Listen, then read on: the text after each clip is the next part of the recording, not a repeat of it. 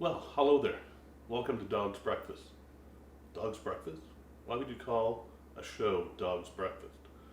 Dog's Breakfast is an old British expression that really means things that didn't work quite right for dinner the night before, they're given to the dog in the morning for his breakfast. Sometimes that's the way that my food works out as well. Though we don't have a dog, it usually ends up being me eating it afterwards. Anyway, what I'm going to do is a few of the recipes that I really enjoy doing. And I'm going to start with this seafood chowder. This is not a seafood soup. It's not clam chowder. This is a seafood chowder. And you can put in it whatever you want. It's up to you. I like putting some veggies in. So I got some carrots, I've got some peppers, I've got some celery, and I've got some corn. Corn kernels really give it a sweetness that's beautiful to taste. And of course, I have my potatoes and onions. We have the main ingredient, the fish. I've got some orange roughy, I've got some pollock, I have some Pacific cod, and I've got some shrimp. Okay. I just buy the cooked shrimp without the tail on. I find it makes it much easier. What happens is that when it gets in the chowder, it becomes very small and shriveled up anyway, though it still tastes really good. It doesn't have to be cooked in the chowder. It can be cooked beforehand. We've also got some baby clams, which I enjoy having in my fish chowders. We've got some liquids. We've got our milk, half and half. We've got our heavy cream, if we want it.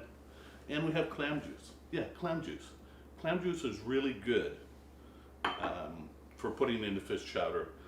I find that it's more agreeable than actually putting in chicken stock or something like that when you need a liquid.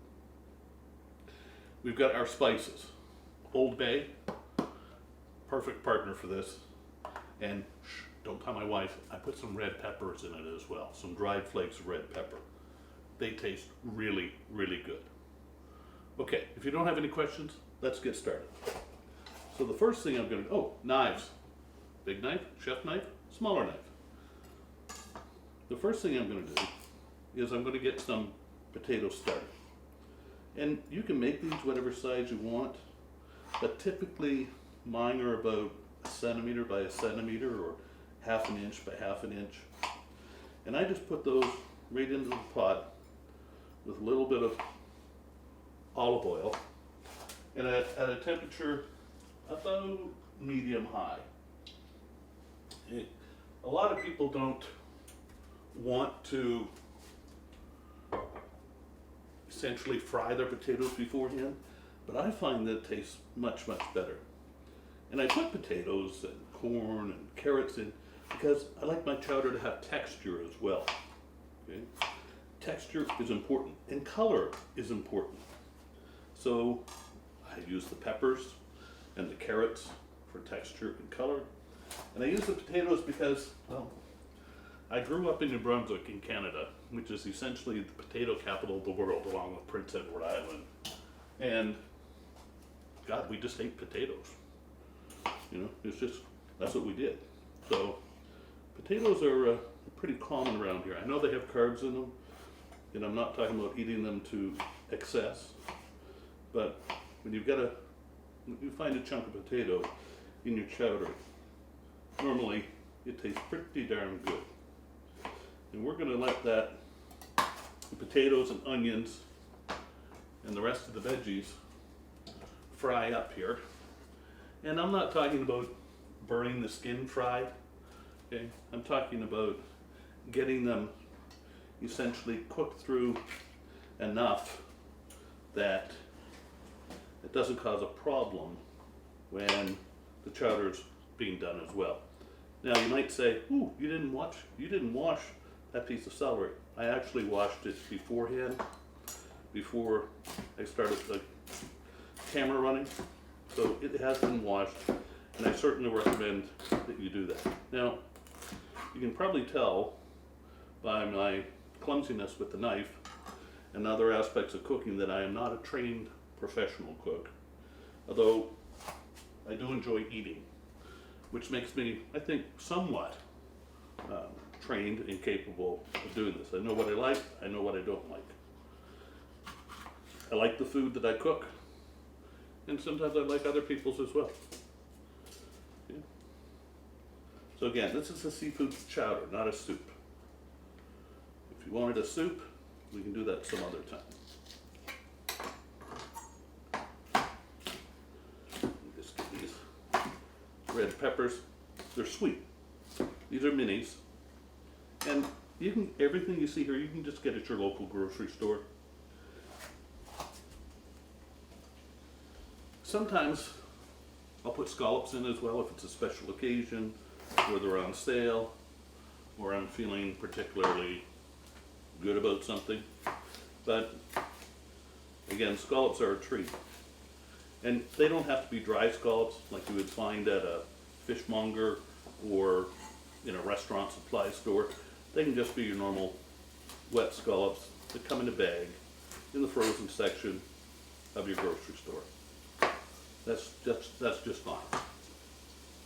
But I'm not using any today.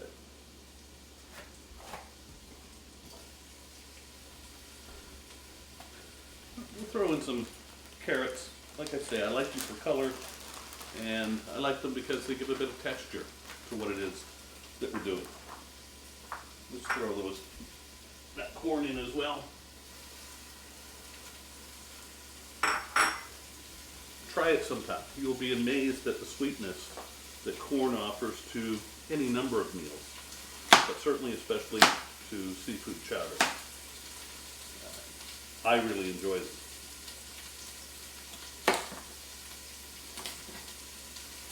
And again, I come from a potato region, not from a corn region. Now, let's say, why seafood chowder? Well, I grew up in New Brunswick, very close to the Bay of Fundy, and often visited and often ate the seafood that we enjoyed from it, whether it be lobsters, fish, such as mackerel, that sort of thing. So it sort of stays with you, when you're growing up. They become comfort foods for people, the ones that they've had as children. Get some onion in there before we get a little bit too crazy. And again, it's medium-high heat. You don't have to go crazy with it. It'll take care of itself. Now, some people will say, well, you really just want to dice that onion. Well, onion has a consistency and a quality all of its own, and I don't just dice it. I want people to know what ingredients are in the food that I'm serving them. And certainly one way to do that is to leave it at a size where they can actually tell.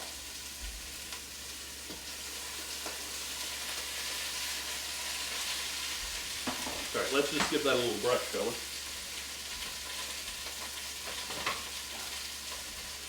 Scoop that around.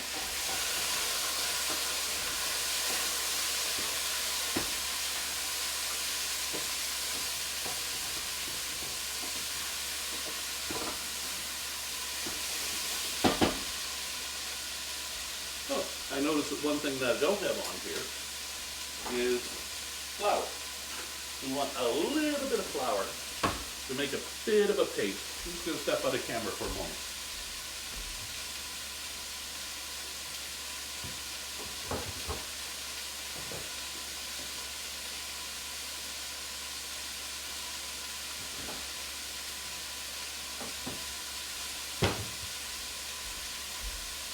This will help with the richness and thickness of the chowder sauce when we're ready for it.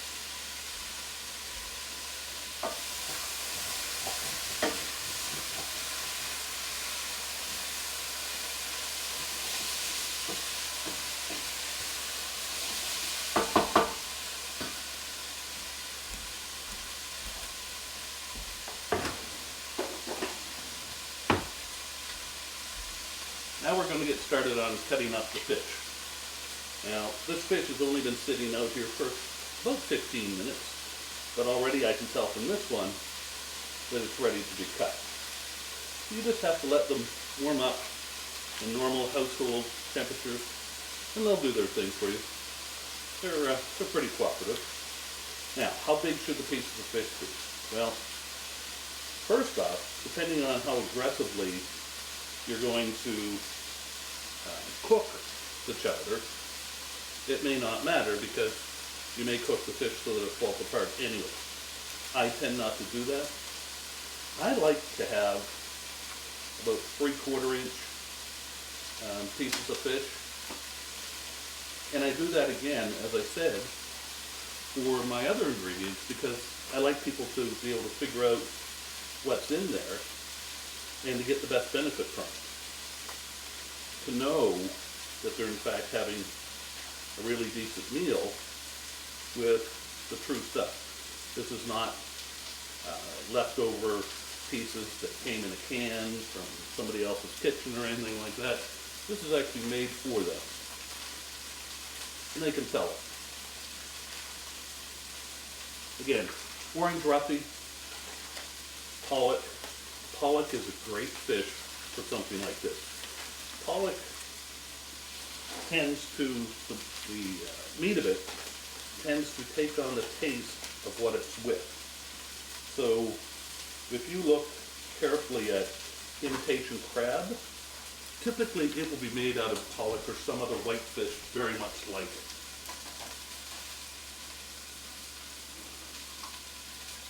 Give that another stir.